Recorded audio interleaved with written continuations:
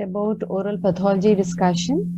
So, like the other subjects, here also, first initially I'll put few questions, see whether you can answer, and later we will move on with the discussion of the topic.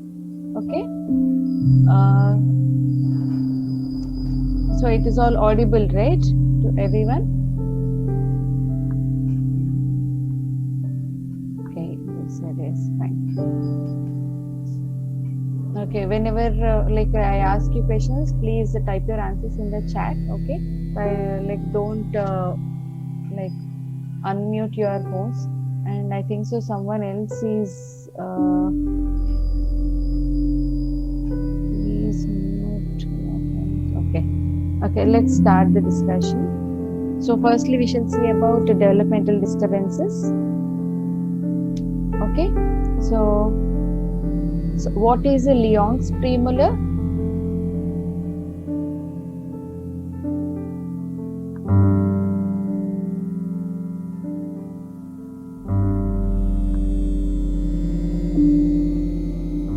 Yeah, any idea? What is it?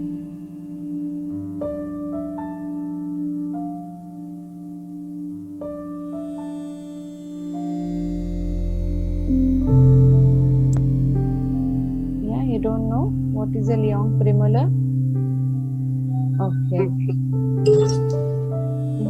Please mute your phones.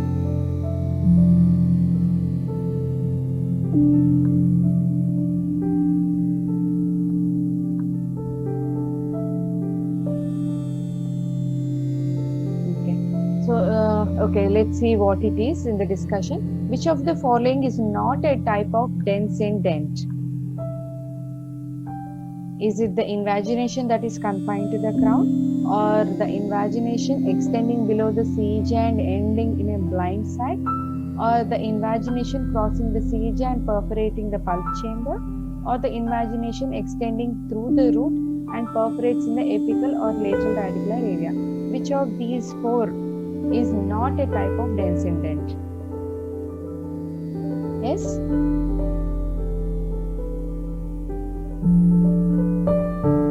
Anyone? Even if it's wrong, that's okay. We can discuss.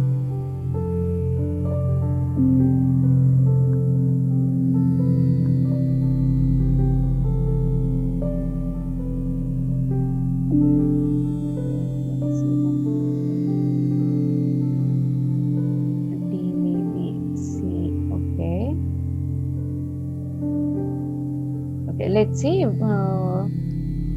which answer is right. Okay, fine. We shall go into the topic.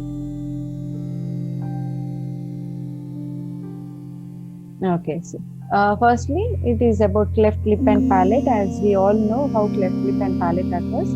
Cleft lip, it occurs because of the defective fusion of the median nasal process with the maxillary process, leading to the cleft lip.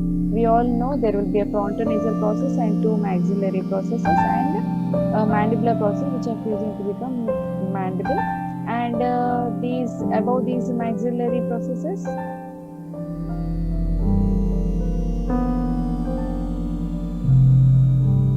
okay, this question came, which one, about dense indent?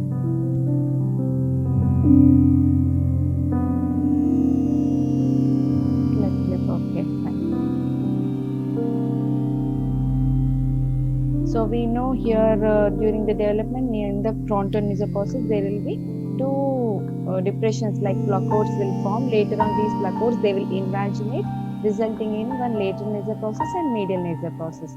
One medial nasal process and lateral nasal process here. So these medial nasal process they will fuse with these maxillary processes to give rise to normal upper lip. Okay. So if at all there is a defective fusion between this medial nasal process and the maxillary process, then it will result in cleft lip. Okay. So then cleft palate, we all know like during development are palatal shells. Primary palate, it is again formed by this maxillary process, right? Secondary palate, first initially our palatine shells will be vertically like this and our tongue will occupy a higher place this way. Okay, but as the development progresses, tongue, it will move into a lower position like this. So these shells, palatal shells which are vertical like this, they will start to move, they'll flip like this. Okay. So they'll start to come into a more horizontal position, and they'll fuse together here by on top there will be epithelial surface like this, and in between, inside there will be mesenchyme. So these epithelial surfaces, they will degrade. Okay, they will degenerate. Basically, they will degenerate, resulting in fusion of these palatine shells. Okay, that will result in our secondary palate. If at all there is a defect in these fusion of the palatine shells, then it results in cleft palate. Why I told you in detail about this is, even some cysts also arise because of this. I told you, like, epithelial cells, they will degenerate and mesenchyme will fuse together, right, to give rise to a secondary palate.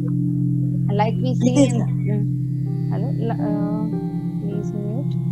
Like we see in case of tooth development, we see dental lamina will degenerate, whereas some remnants will remain, like rest of seres. Hertwig's epithelial root ship, it will degenerate, resulting in some rest of malleus. Like that also, here also this epithelium is degenerating, but some remnants will remain. Okay, so this stimulation of these remnants here in the palatal process, it will result in some non-odontogenic cyst or some fissural cyst, which we'll discuss later on. Okay, so this is about cleft lip and palate. And there are some syndromes which are associated with cleft lip. I mean, in these syndromes we see cleft lip or cleft palate along with some other features. So I have put some important ones here. So one is Peary-Robbins sequence, where it is characterized by cleft palate, micrognathia, and glossoptosis. There's a picture here. So as you can see in this baby, it is Peary-Robbins sequence. So, or Peary-Robbins syndrome. So as you can see, it is micrognathia, and there is a cleft palate. Glossoptosis is nothing but the tongue, it will start to go inward, okay, which might even block. Okay, so this is about Peary-Robbins syndrome. Next is van der Waals syndrome, which has congenital lipids along with cleft lip, or sometimes even cleft palate also. So here is an individual with lipids along with cleft lip. Okay, so this is a case of van der Waals syndrome. Okay, you might get pictures like this. Picture-based questions are this, like the following image or the following person is having these. So what is the syndrome he is associated with? Such kind of questions might come. So that is why these pictures. Okay. Next is velocardial. These two are very important. I mean, very important. So you might get picture-based questions on these. Velocardiofacial syndrome, wherein it contains cleft palate, cardiac septal defects, and abnormal facial features like flattened cheeks, prominent nose, and long face.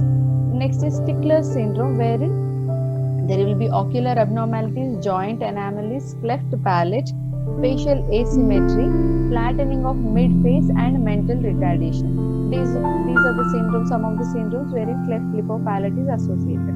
This is the classification of cleft lip and palate, wherein, see, if you see group A, wherein the cleft is associated or seen only extending only till the soft palate.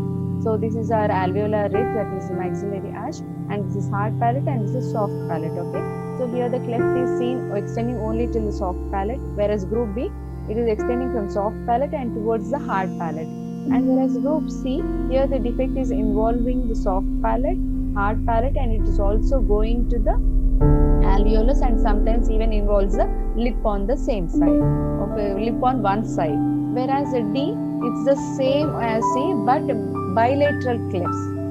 Okay, that is soft palate, hard palate, alveolus, as well as lip is involved. Bilateral clefts are seen. This is Bue's classification of cleft lip and palate. Next, so that is about cleft lip and palate.